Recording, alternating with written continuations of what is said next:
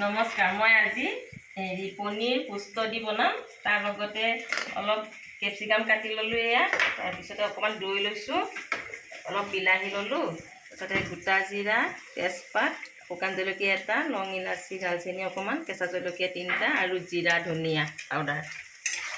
এয়া পনীৰখিনি অলপ আধা ভাজা কৰি ল'লোঁ।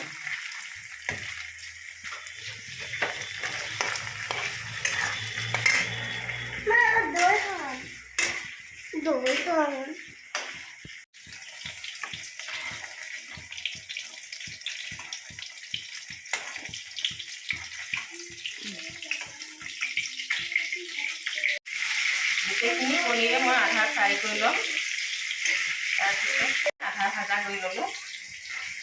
তাৰপিছত এতিয়া অকণমান তেল দি ল'লোঁ।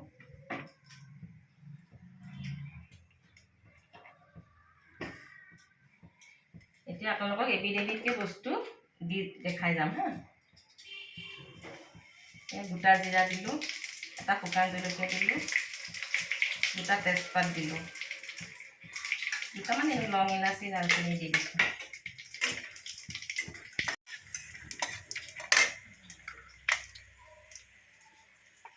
এতিয়া অলপ জিৰা মছলা দি দিলোঁ।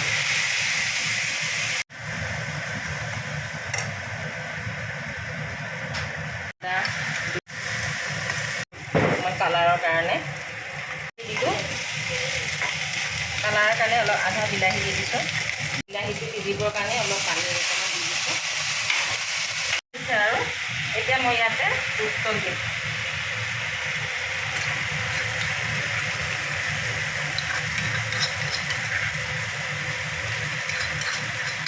এতিয়া পোস্ত দি দিম।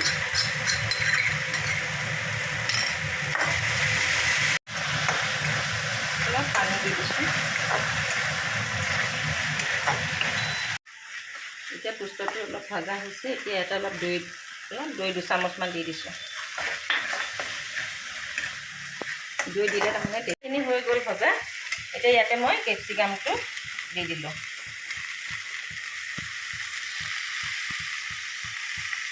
নিমখ দিলোঁ 1 চামুচ।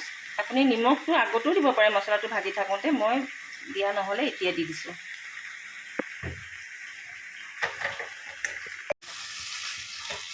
এতিয়া অলপ ঢাকি দিব লাগিব ন। এতিয়া সিজিছেনে নাই অলপ খুলি চাওঁ। প্ৰায় হৈছেই, সিজিছেই, প্ৰায় সিজিয়ে গৈছে আৰু।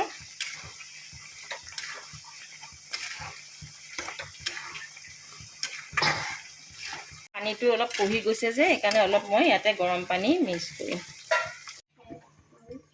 আৰু অকণমান সিজিলে হৈ নাটো খুলি সিজিছে, পনীৰ দিব পৰা হৈ গৈছে। আৰু এতিয়া ইয়াতে মই পনীৰটো এড কৰিম।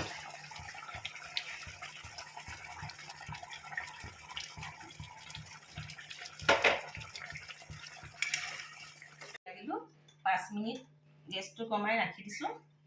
তাৰপিছতে হৈ যাব আৰু মোৰ পনীৰ আজি।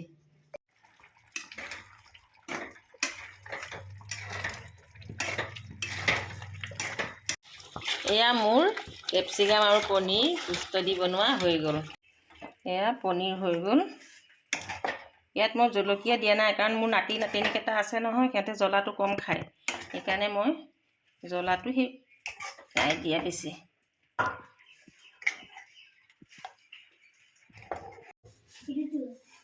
এয়া পনীৰ ৰেডি।